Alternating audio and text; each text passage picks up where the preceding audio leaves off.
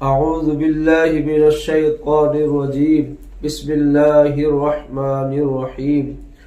اولا يعلمون ان اللہ يعلم ما يسرون وما يعلنون۔ محترم سامعین و ناظرین، یہ یہودیوں کا یعنی بنی اسرائیل کا ذکر چل رہا ہے۔ کل گزشتہ یہ بات عرض کی گئی تھی، آیت شریفہ میں یہ بات آئی تھی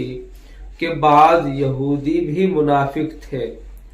اور وہ اپنے آپ میں آپس میں بھی نفاق کا مظاہرہ کیا کرتے تھے،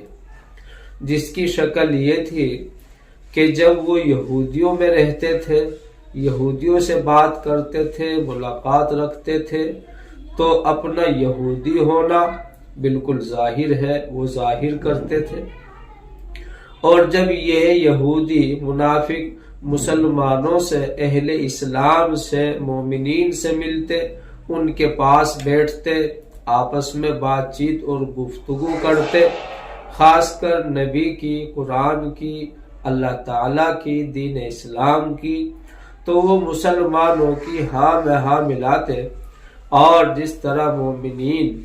ایمان لاتے ہیں اپنا ایمان لانا اسی طرح ظاہر کرتے تھے۔ اور چونکہ جب آپس میں آدمی گفتگو اور بات چیت کرتا ہے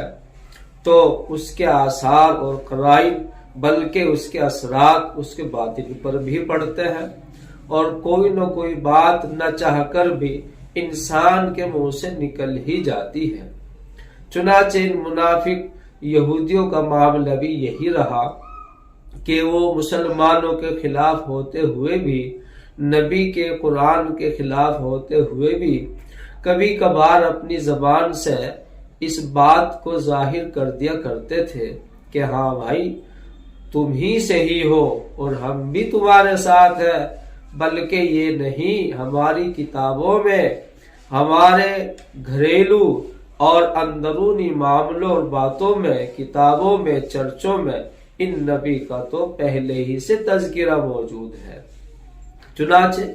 اس سے دو باتیں سمجھ میں آتی ہے۔ اس سے ایک بات یہ سمجھ میں آتی ہے کہ مسلمانوں کو بھی اپنے دین پر، اسلام پر، قرآن پر، اپنے نبی کے ساتھ ہونے پر ایک تسلی ہوتی تھی، اور ان کو تشفی کا ایک سامان پہنچتا تھا، ان کی بات ایک پکی بات سمجھی جاتی تھی کہ ہم بالکل حق بجانب ہیں۔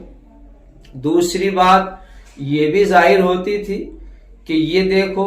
یہ غیر تھے، یہ بھی اعتراف اور اقرار کر رہے ہیں، اور چونکہ یہ اہل کتاب میں سے ہے، پڑھے لکھے سمجھدار ہیں، یا پڑھے لکھے لوگوں کے رابطے میں رہتے ہیں، یا اس خاندان سے تعلق رکھتے ہیں، تو ان کی بات بالکل یقینی بات ہے، تو اس سے بھی ایک فائدہ ہوتا تھا۔ چنانچہ یہ لوگ جب اپنے لوگوں میں پہنچتے یعنی یہودیوں میں، تو ان کو یہ باتیں ان کی کسی طرح معلوم ہوتی تو وہ ان کو سمجھاتے تھے کہ بھائی اپنے اندر کی باتیں، نبی تو یہ بے شک سچے ہیں، ان کا قرآن سچا ہے، لیکن تمہیں وہاں جانے یا چلے بھی جاؤ تو جانے میں کوئی حرج نہیں ہے، لیکن ان باتوں کی تصدیق کرنے، ان کو سچا بتلانے، اور جب کہ ان کے سامنے یعنی اللہ تعالیٰ کے سامنے جب حاضری ہوگی، سب موجود ہوں گے، تو وہاں یہ اس بات کو پکڑ لیں گے کہ تم ہی کہا کرتے تھے اور تم ہی نے اس بات کی تائید کی تھی ہمارے سامنے، ہماری مجلسوں میں، کہ یہ نبی بھی سچے، یہ قرآن بھی سچا ہے۔ چنانچہ اللہ تعالیٰ فرما رہے ہیں کہ یہ لوگ کتنے احمق، بے وقوف اور ناسمجھے ہیں کہ کیا اللہ تعالیٰ کو حقیقت حال معلوم نہیں ہے؟ اللہ تعالیٰ حق کو اور باطل کو نہیں جانتے؟ سچائی یہ ہے کہ نبی اور قرآن کے سوا بھی اللہ تعالیٰ ہر ایک بات کو جاننے والے ہیں، ہر ایک بات کا علم رکھنے والے ہیں۔ صرف یہی بات نہیں، اللہ تعالیٰ کو کائنات کی ہر چیز کا، ذرے ذرے کا علم ہے۔ اللہ تعالیٰ ہر کھلی اور چھپی چیز کو جانتے ہیں،